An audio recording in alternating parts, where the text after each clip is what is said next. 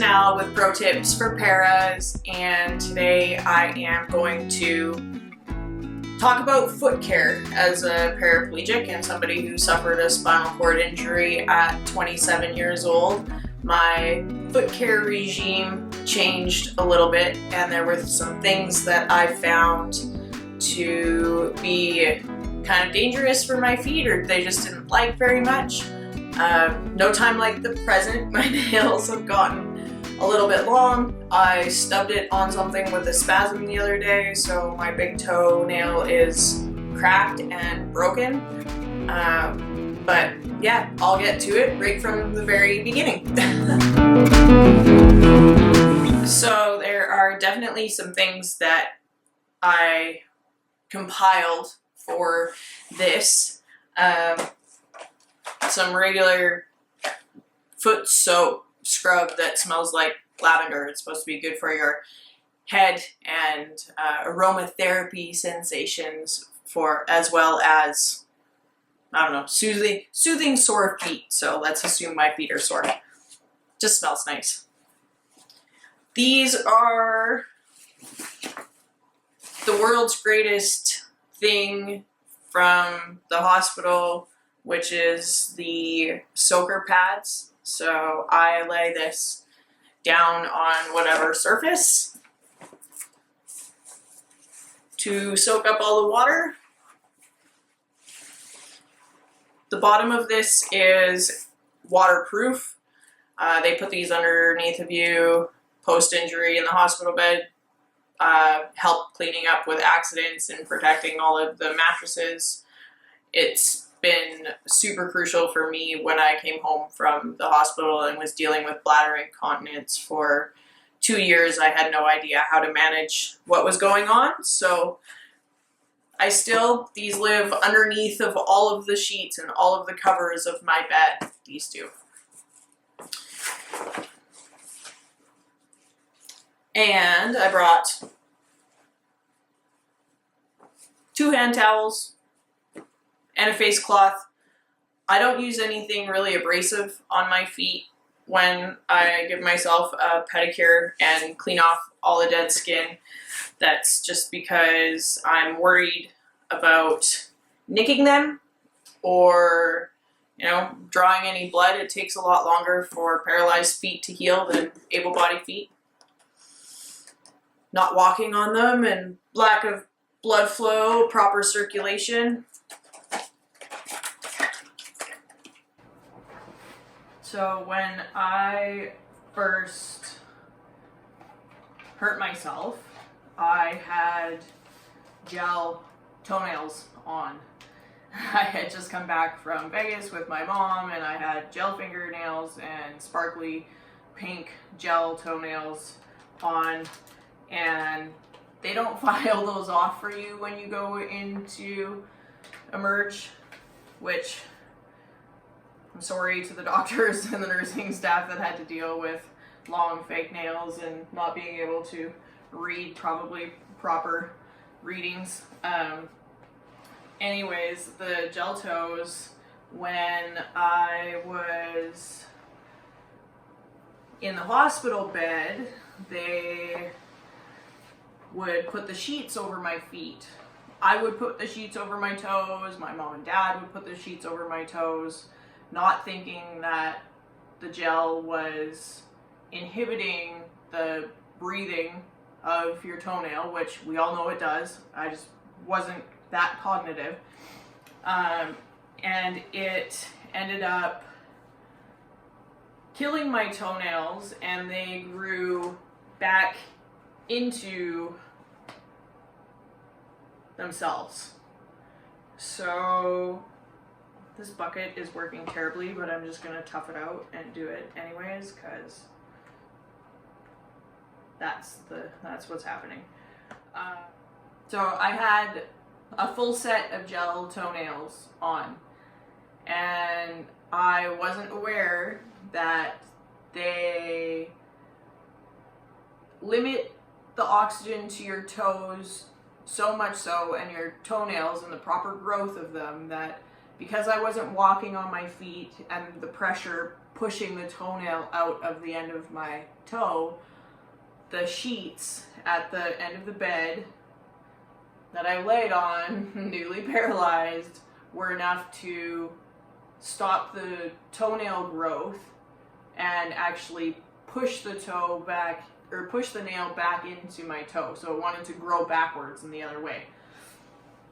Anyways, we caught this, I'd say 3 or 4 weeks after my injury, which was enough time to totally ruin my toenails and my feet.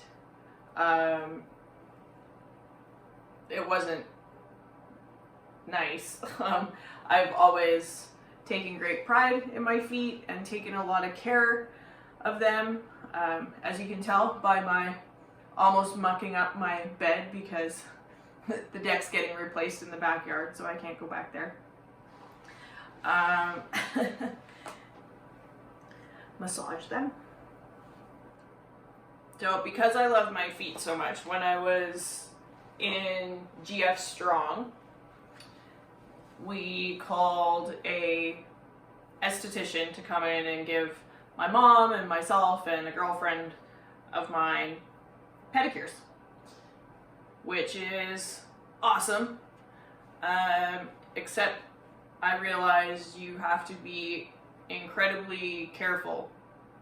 I can't feel my feet at all, so having someone who's not familiar with paralysis or myself came very generously.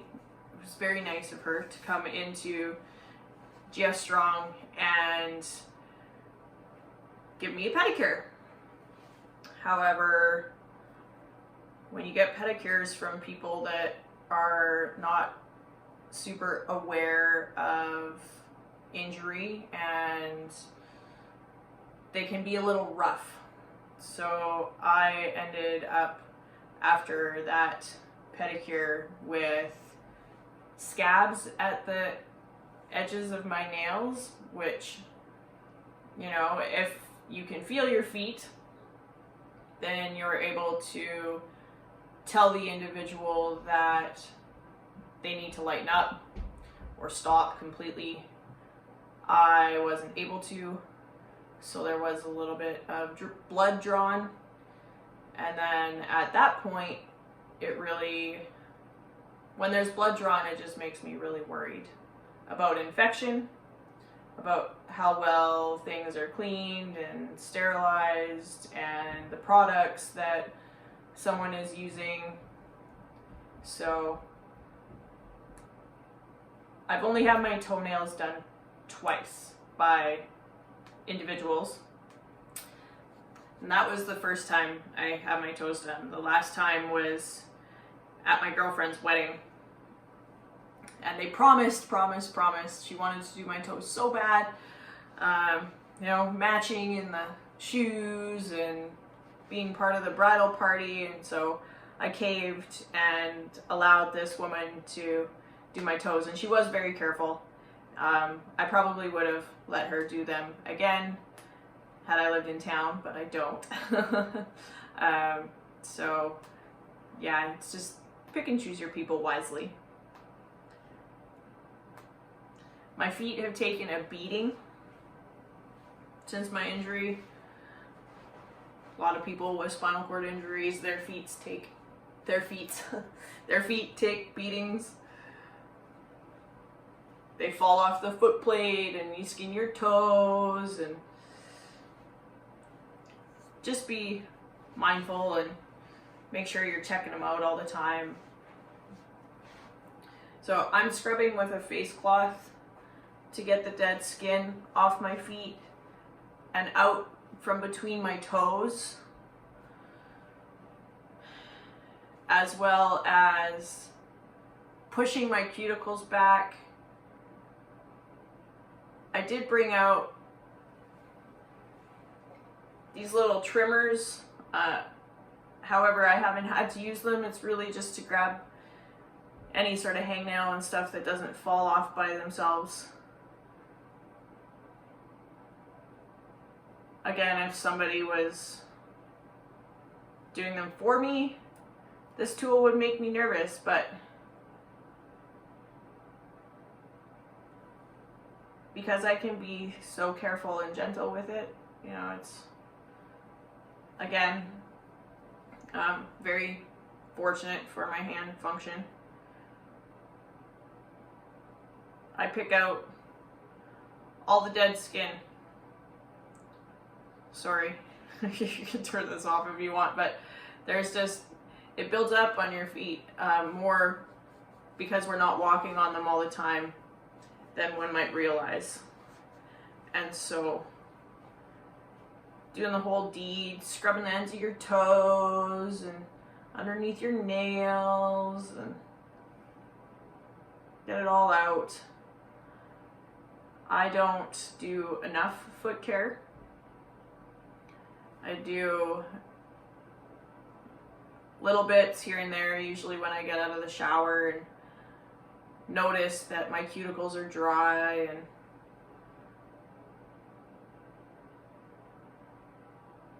it's good to pay attention to them like this.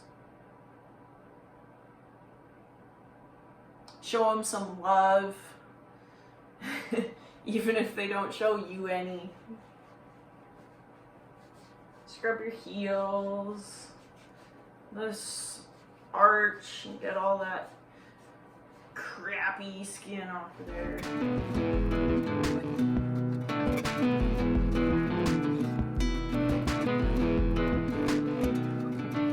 I forgot that this foot soap was jelly,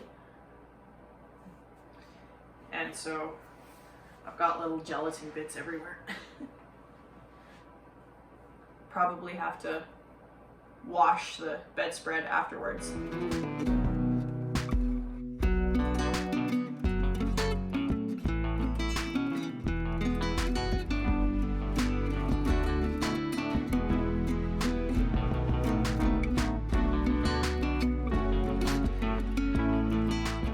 Stretch your toes out. In the water, you could put coconut oil. Sometimes if the nails are too long, I'll file them in 2 separate days. File half and then give my feet a break and file the other half. 1 foot down. My feet are always warm. Most of the time anyways, since my spinal cord injury, my feet have always been warm. Very rarely are they cold. Maybe if I'm sick, you know, skiing outside for many hours. But my knees will be cold, my shins will be cold, my feet warm. Who knows why? Self-care like this is always satisfying.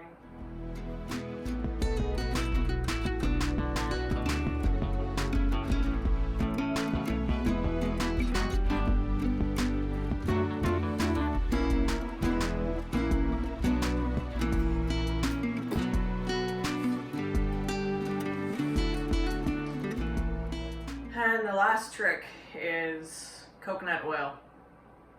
Coconut oil is awesome for moisturizer. It is naturally SPF 15, which is great when you're in and outside all day long like I am, as well as there is something about the natural substance that helps prevent skin breakdown. So I have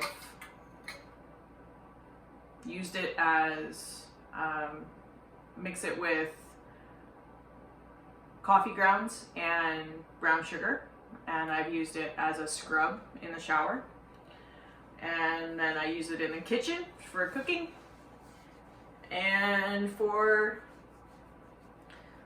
lotion and sunscreen and cuticle oil. Yeah, it just works for a lot of things. You can buy it inexpensive at Costco. Costco's the one-stop shop for everything. I guess now you'd have to wait in ridiculous lineups for it, but oh yeah, check it out. You can see the crazy difference between coconut oil leg, dry leg.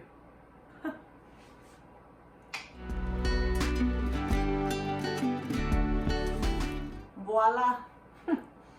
Feet with some love. It's a good day for some self-care. Thanks so much, Pro Tips for Paras. Thanks for watching, subscribe, and take some time to do some self-care today. It's a good day.